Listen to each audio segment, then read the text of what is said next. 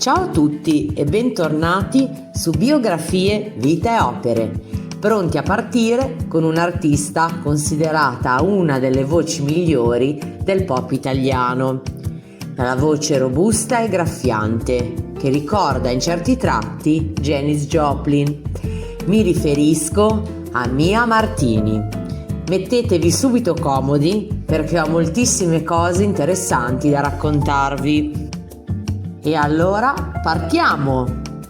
Domenica Rita Adriana Bertè nasce a Bagnara Calabra, in provincia di Reggio Calabria, il 20 settembre del 47, da Giuseppe Radames, professore di latino e greco al liceo, e Salvina Dato, insegnante elementare. Ha 3 sorelle, Leda, la celebre cantautrice Loredana Bertè, e Olivia. I genitori si trasferiscono nelle Marche per motivi di lavoro, così Domenica vive fra Porto Recanati e Ancona sino ai 14 anni. Mimì, chiamata così dalla famiglia, scopre il suo amore per il canto sin da bambina. Studia anche piano e danza classica. Polanca, infatti, è il suo primo modello artistico. Si guadagna i primi applausi alle feste in piazza, nelle balere e ai concorsi dilettantistici per voci nuove. Nel 1962 si reca a Milano assieme alla madre in cerca di un'audizione nella speranza di ottenere un contratto discografico. Riceve molti no, ma non si scoraggia. Il discografico Carlo Alberto Rossi ne intuisce il talento e decide di lanciarla come ragazza yeye sul modello di Françoise Hardy. Partecipa quindi al Festival di Pesaro con il brano Ombrello Blu.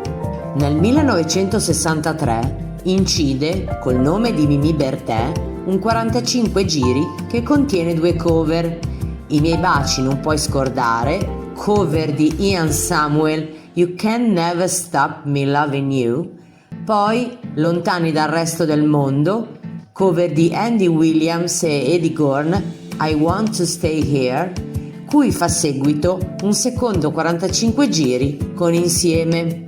Nel 1964 vince il Festival di Bellaria con il pezzo Come puoi farlo tu, ma la notorietà arriva con il terzo 45 giri intitolato Il Magone. Viene inserita nel mensile musicale Tutta Musica e fa interviste per giornali e TV. Nel 1965 incide un altro discreto successo stile surf rock intitolato Ed ora che abbiamo litigato. Nel 1966 arrivano 2 nuovi brani, Non sarà tardi il primo e 4 settimane. Purtroppo l'interesse del pubblico è scarso e per qualche anno non verrà pubblicato niente. Ma Mimì prosegue comunque con la sua passione, vive a Roma con la madre e le sorelle, si dedica alle jam sessions e forma un trio con la sorella Loredana e Renato Fiacchini, che sarebbe Renato Zero. In più lavora presso il sindacato dei cantanti e dei cantautori.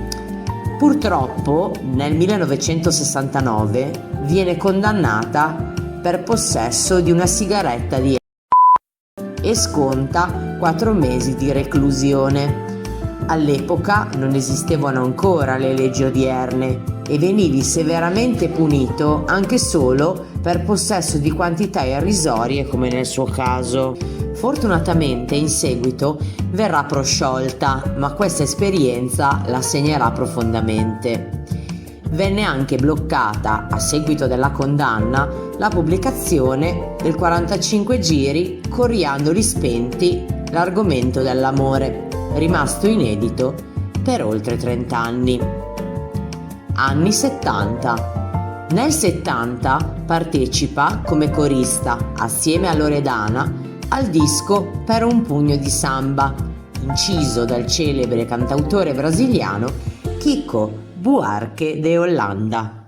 Poi si esibisce con il gruppo del pianista Toto Torquati in un repertorio a lei molto congeniale, Aretha Franklin, Ella Fitzgerald, per esempio. Incontra poi Alberigo Crocetta, produttore discografico e scopritore di talenti, nonché fondatore del Piper di Roma. La lancia subito nel mercato internazionale, ideando l'azzeccatissimo pseudonimo Mia Martini.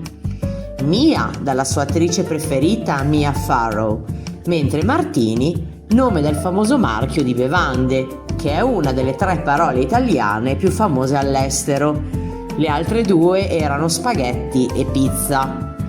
Nel 1971 esce Padre davvero, tratta di un conflitto fra padre e figlia, giudicato, e cito, dissacrante dalla censura.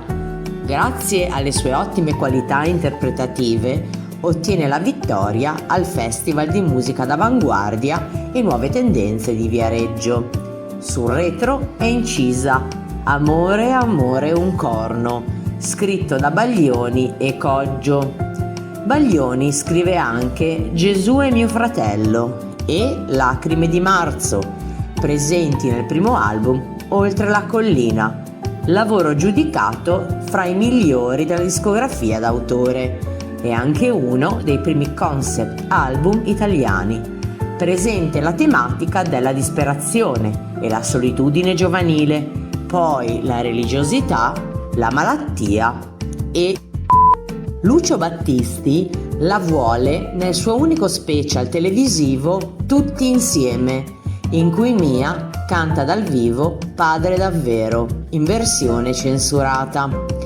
Nel 1972 la sua etichetta tenta di mandarla a Sanremo con il brano Credo, ma non viene ammessa alla Kermesse. Il disco però uscirà ugualmente. Crocetta lascia la RCA e approda alla Ricordi. Mia Martini decide di seguirlo. Incide così Piccolo uomo, celebre pezzo della cantante, scritta da Lauzi e la Bionda su musica di Baldan Bembo. Arriva l'immediato successo, viene invitata nelle trasmissioni televisive più importanti e vince il suo primo disco d'oro. Poi lancia Donna sola alla Mostra internazionale di musica leggera di Venezia. Il disco si rivelerà il 45 giri di maggior successo della rassegna. L'anno dopo, infatti, vincerà la Gondola d'Oro.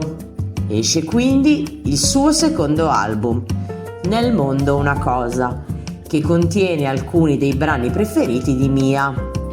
Nel 1973 arriva anche la popolarità all'estero. Infatti, alcuni paesi europei le invitano in varie trasmissioni TV. Incide poi la splendida Minuetto, firmata da Califano e Baldan Bembo.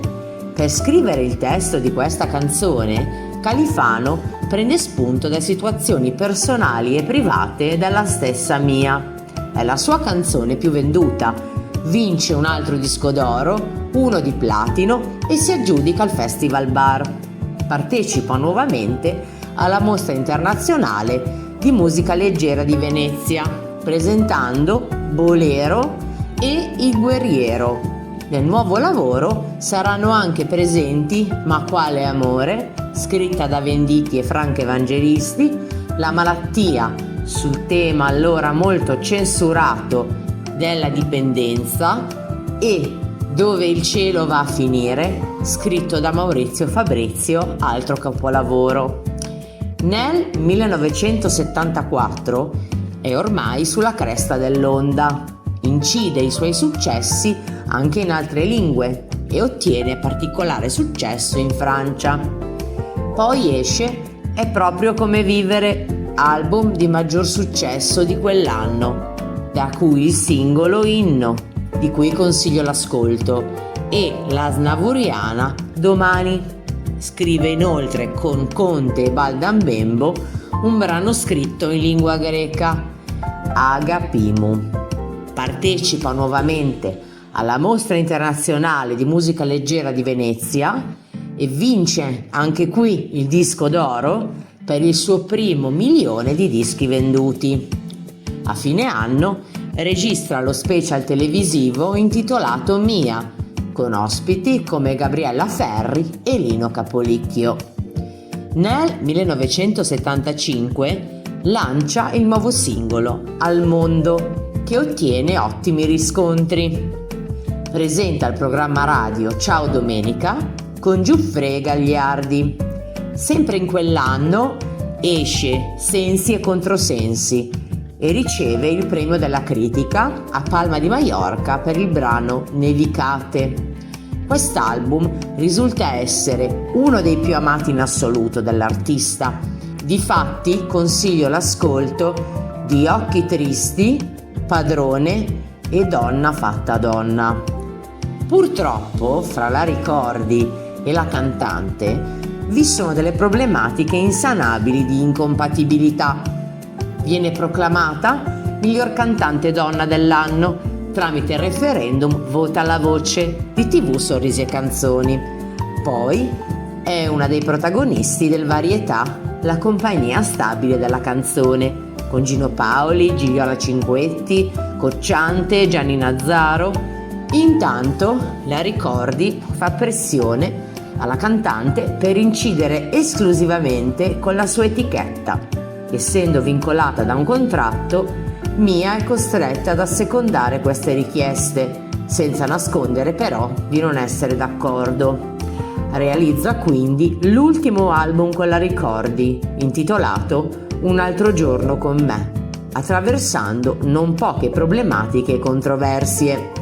Vi segnalo per l'ascolto questi miei pensieri, Milo Verde e Io ti ringrazio, scritta anche da Tozzi. Nonostante i contrasti con la Ricordi, l'album sarà uno dei più venduti della sua carriera. Nel 1976 ritorna alla RCA e pubblica Che vuoi che sia se t'ho aspettato tanto. Da ricordare i brani Ma sono solo giorni, Se mi sfiori e In paradiso. La cantante deve partecipare al Festival di Sanremo col brano L'amore è il mio orizzonte, salvo poi ancora una volta ripensarci. La RCA le propone un'ottima offerta contrattuale che prevede fra l'altro anche la libertà di scelta in fatto di repertorio. Mia Martini naturalmente coglie l'occasione al volo e recede anticipatamente il contratto con la Ricordi. L'ingaggio della RCA la vede come artista di punta ed esce come il vento. Sin dal primo ascolto si carpisce immediatamente la nuova forza ispiratrice dell'artista, non più privata delle sue libertà di scelta e in piena libertà creativa. Ascoltate l'album precedente e poi questo e fatemi sapere che impressione vi ha dato. L'album alterna momenti di tensione, momenti melodici a brani più di tendenza. Vi partecipano due autori di prestigio all'epoca poco conosciuti, come Amedeo Minghi e Mango. Il chitarrista Memmo Foresi poi. Spicca il brano Io donna, io persona, il cui consiglio l'ascolto, e l'intensa preghiera. Ottiene un ottimo successo e la Rai realizza a colori uno special omonimo, oltre a trasmettere in radio un concerto in esclusiva. In estate Mia si esibisce in alcuni importanti palchi italiani e internazionali.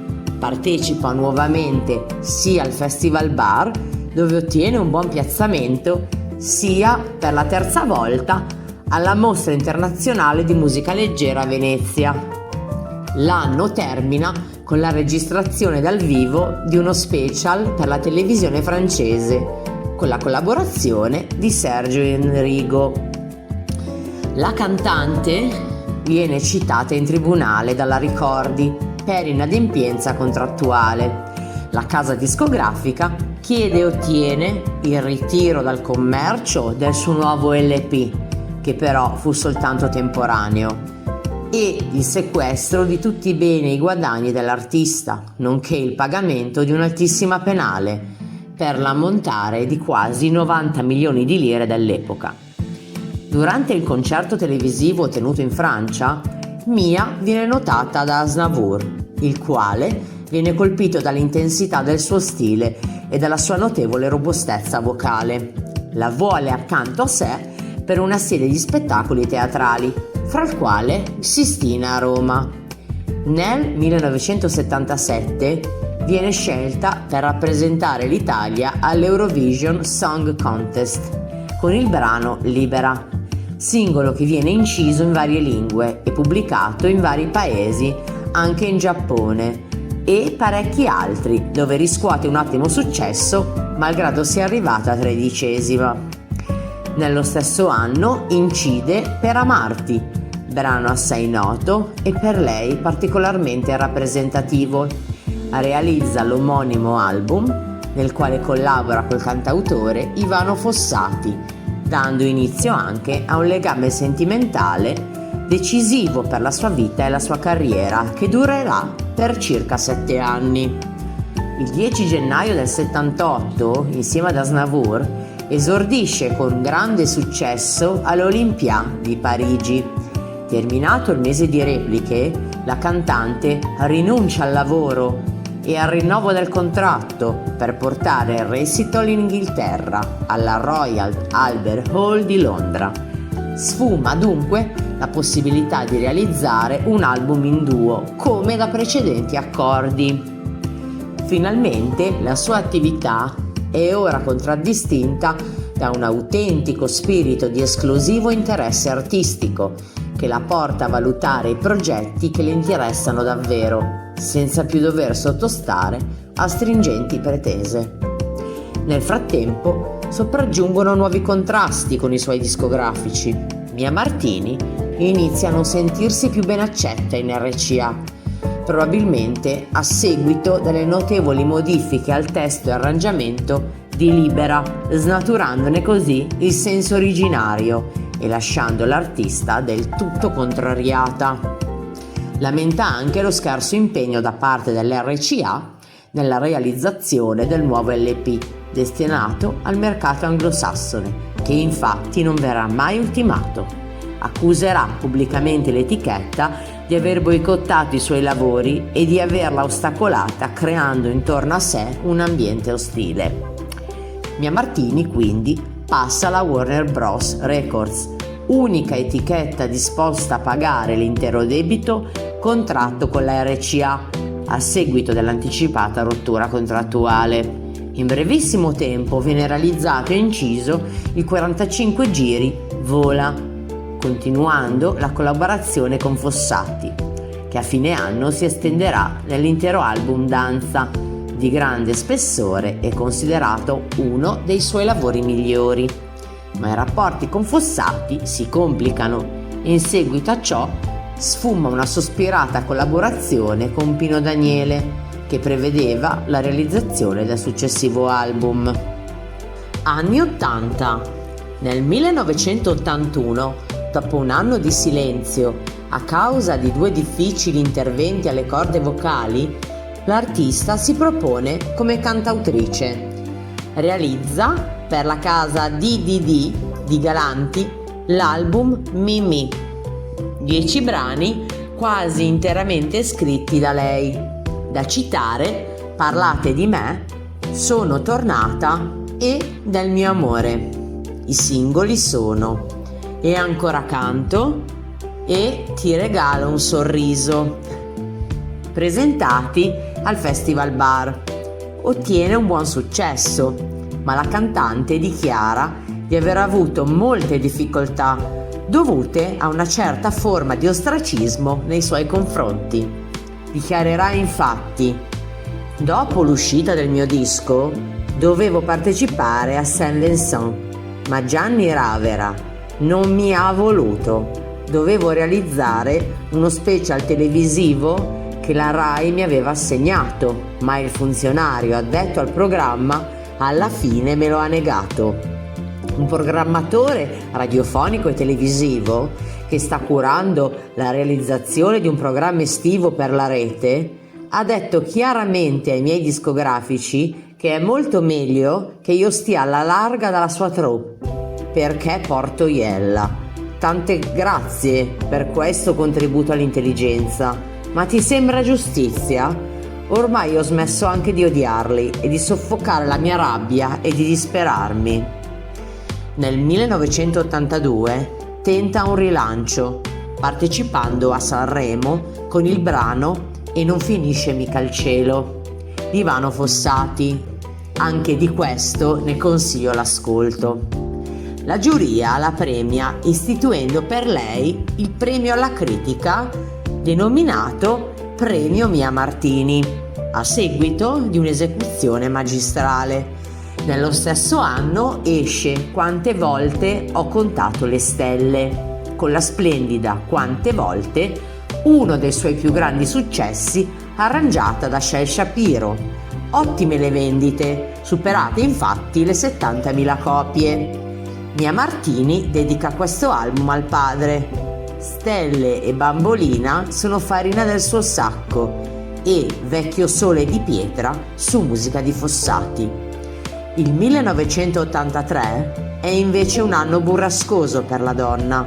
Viene a mancare il suo road manager, termina la relazione con Fossati e chiude temporaneamente per circa 10 anni i rapporti con la sorella Loredana e non si placano le dicerie negative nei suoi confronti.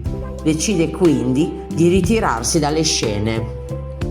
Infatti dichiarerà: la mia vita era diventata impossibile. Qualsiasi cosa facessi ero destinata a non avere alcun riscontro e tutte le porte mi si chiudevano in faccia. C'era gente che aveva paura di me. E poi prosegue: eravamo ormai arrivati all'assurdo, per cui decisi di ritirarmi. Un breve accenno all'origine di queste dicerie. Un impresario, tale Padeddu, offrì a Mia nel 70 un'esclusiva vita. Lei rifiutò perché questo tizio era inaffidabile. Dopo qualche giorno, tornando dalla Sicilia, la cantante viaggiava su un pulmino in cui purtroppo persero la vita 2 ragazzi a causa di un incidente. Ciccio Piper, soprannome di Padeddu, colse la palla al balzo per darle della portatrice di sventure.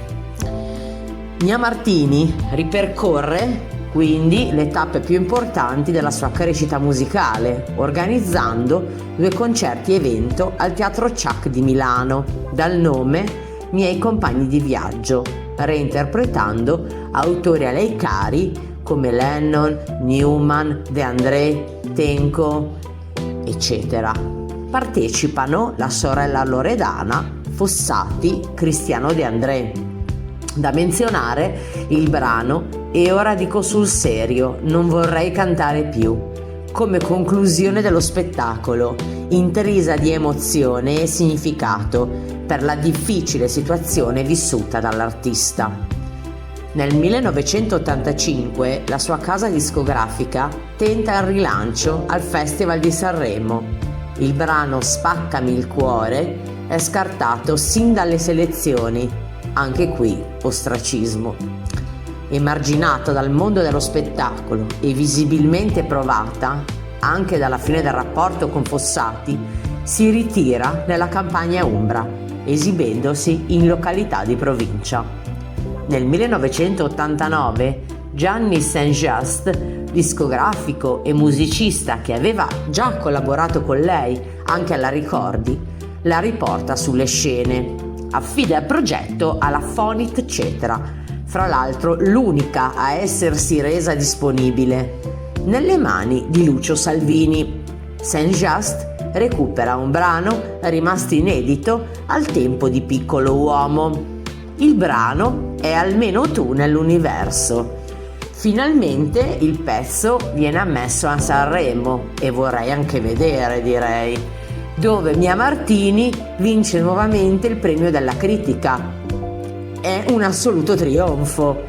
Il consenso man mano è sempre maggiore, concludendosi il tristissimo periodo nero causato dall'invidia e dall'ignoranza della gente. Analizzando un momentino la questione proprio come è nata, è nient'altro che pura follia, secondo me, e fortunatamente Mia ce la fa.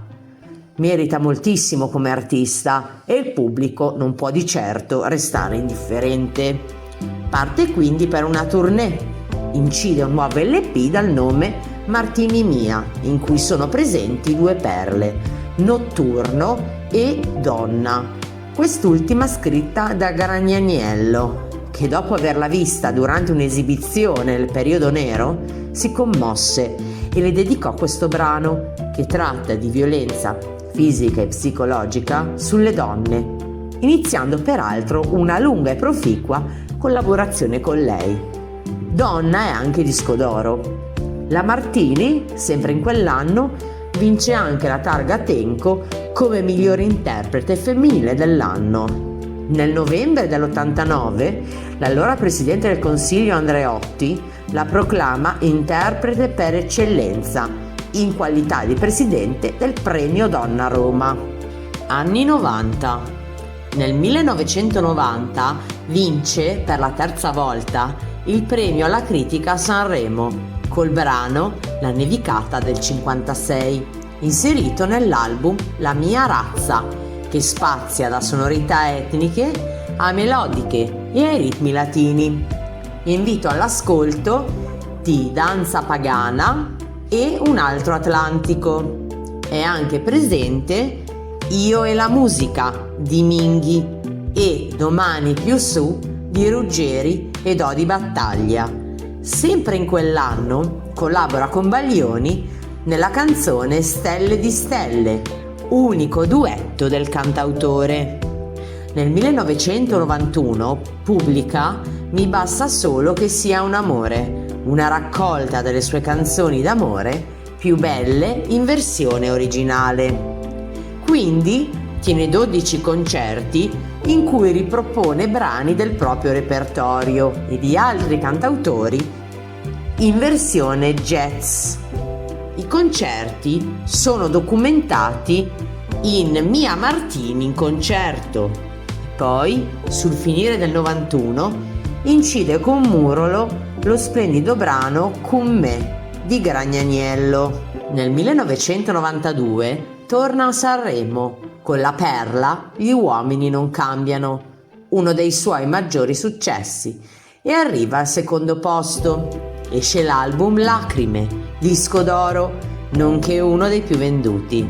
Si avvale delle firme di Antonacci, Gragnaniello ancora, Piccoli e Cavallo.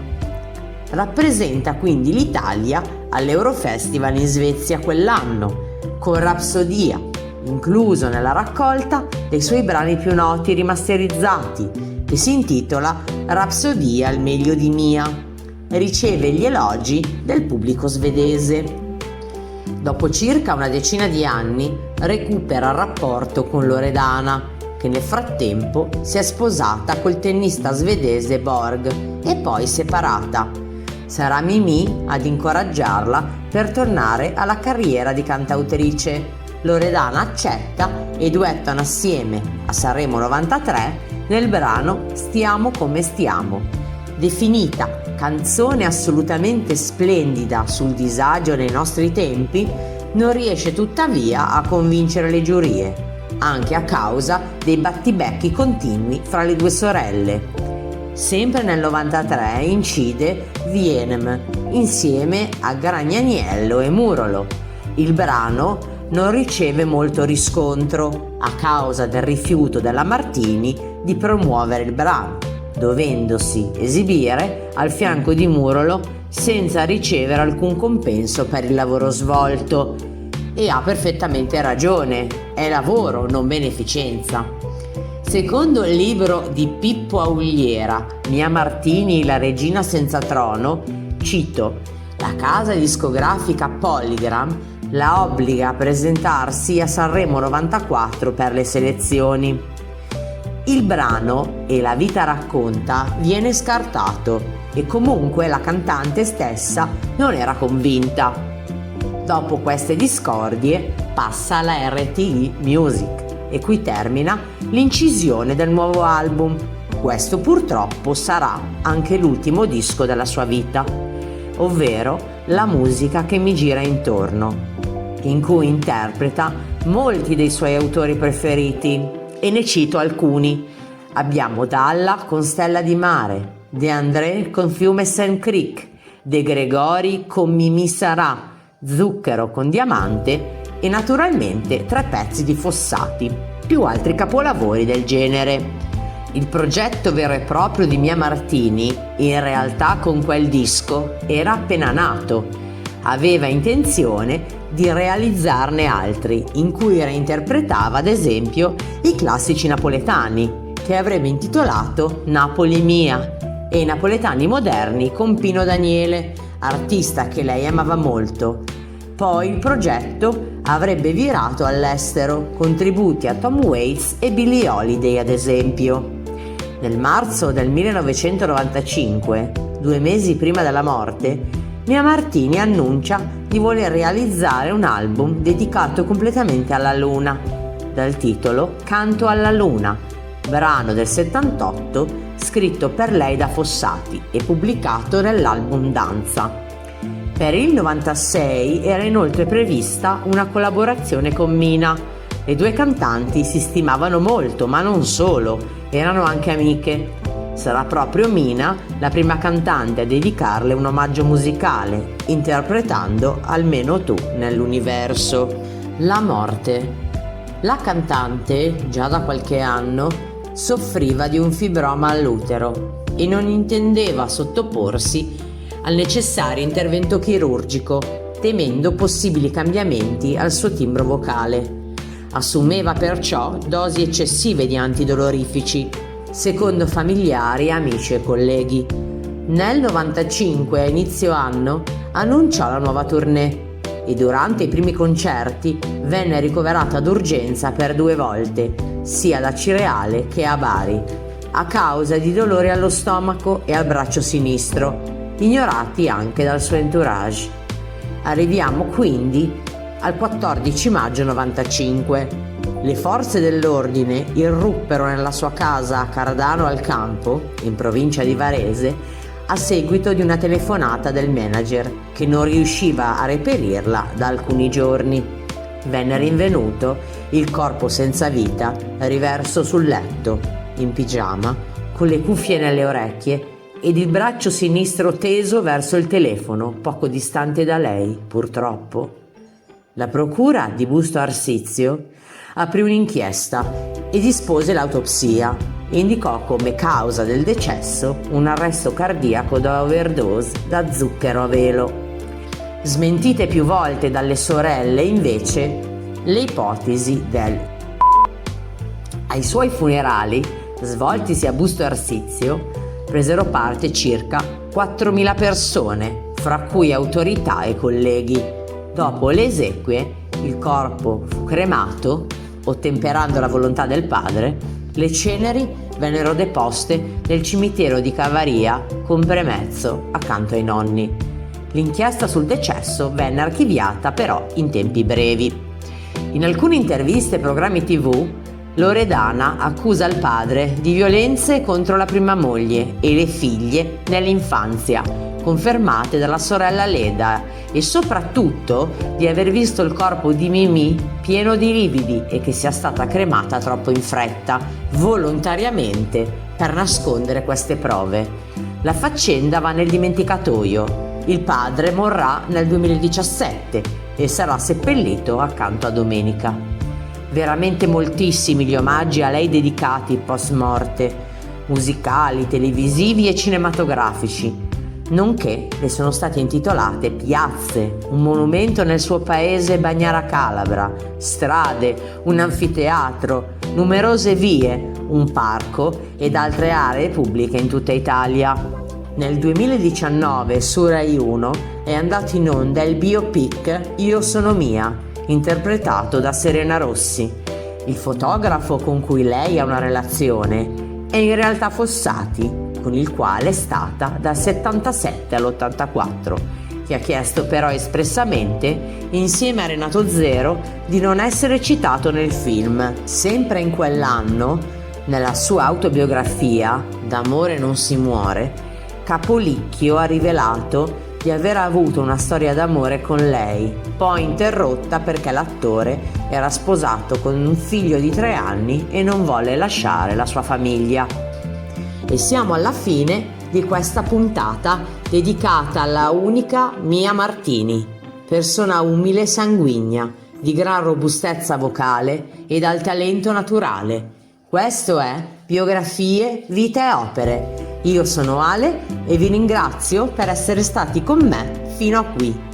Oltre alle biografie è presente sul canale la rubrica Ti racconto una canzone, in cui analizziamo i testi. Se ti piacciono queste tematiche iscriviti, lascia un mi piace e un commento e attiva le notifiche per rimanere aggiornato. Ci vediamo al prossimo video. Ciao e buona vita a tutti!